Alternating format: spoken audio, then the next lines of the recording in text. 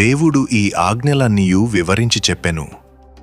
నీ దేవుడనైన యెహోవాను నేనే దాసుల గృహమైన ఐగుప్తు దేశములో నుండి నిన్ను వెలుపలికి రప్పించితిని.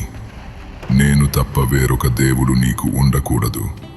పైన ఆకాశమందే గాని, క్రింది భూమి అందే గాని, భూమి క్రింద నీళ్లయందే గాని యుండు. దేని రూపమునైనను విగ్రహమునైనను నీవు చేసుకొనకూడదు.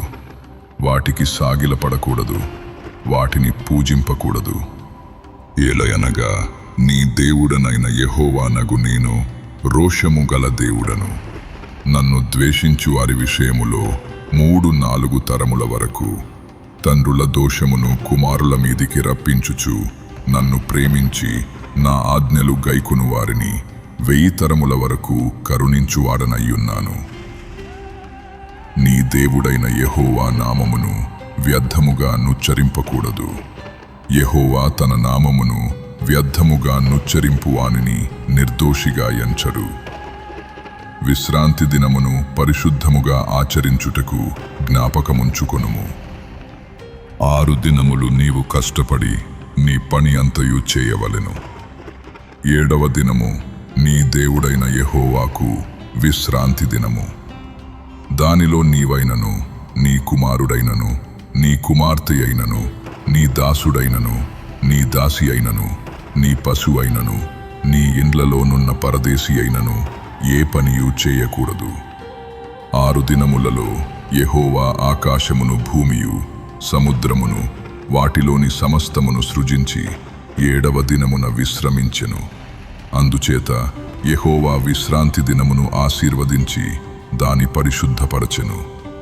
నీ దేవుడైన యెహోవా నీకనుగ్రహించు దేశములో నీవు దీర్ఘాయుష్మంతుడవగునట్లు నీ తండ్రిని, నీ తల్లిని సన్మానించుము. నరహత్య చెయ్యకూడదు, వ్యభిచరింపకూడదు, దొంగిలకూడదు, నీ పొరుగువాని మీద అబద్ధ సాక్ష్యము పలుకకూడదు, నీ పొరుగువాని ఇల్లు ఆశింపకూడదు, నీ పొరుగువాని భార్యనైనను, అతని దాసునైనను, అతని దాసినైనను, అతని ఎద్దునైనను, అతని గాడిదనైనను, నీ పొరుగువాని దగు దేనినైనను ఆశింపకూడదు అని చెప్పెను. ప్రజలందరూ ఆ ఉరుములు, ఆ మెరుపులు, ఆ బూరధ్వనియు, ఆ పర్వత ధూమమును చూచి భయపడి తొలగి దూరముగా నిలిచి మోషేతో ఇట్లనిరి: నీవు మాతో మాటలాడుము, మేము విందుము. దేవుడు మాతో మాటలాడినెడల మేము చనిపోదుము. అందుకు మోషే, భయపడకుడి, మిమ్ము పరీక్షించుటకును మీరు పాపము చేయకుండునట్లు ఆయన భయము మీకు కలుగుటకును దేవుడు వేంచేసెను అని ప్రజలతో చెప్పెను. ప్రజలు దూరముగా నిల్చిరి.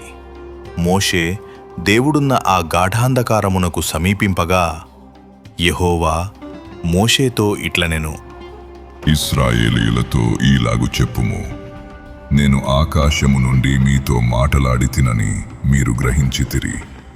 మీరు నన్ను కొలుచుచు వెండి దేవతలనైనను బంగారు దేవతలనైనను చేసుకొనకూడదు. మంటి బలిపీఠమును నా కొరకు చేసి దానిమీద నీ దహన బలులను, సమాధాన బలులను, నీ గొర్రెలను, నీ ఎద్దులను అర్పింపవలెను. నేను నా నామమును జ్ఞాపకార్థముగా నుంచు ప్రతి స్థలములోనూ నీ యొద్దకు వచ్చి నిన్ను ఆశీర్వదించెదను. నీవు నాకు రాళ్లతో బలిపీఠమును చేయునప్పుడు మలిచిన రాళ్లతో దాని కట్టకూడదు. దానికి నీ పనిముట్టు తగలనిచ్చిన ఎడల అది అపవిత్రమగును. మరియు నా బలిపీఠము మీద నీ దిగంబరత్వము కనబడకయుండునట్లు మెట్లనీదుగా దానిని ఎక్కకూడదు.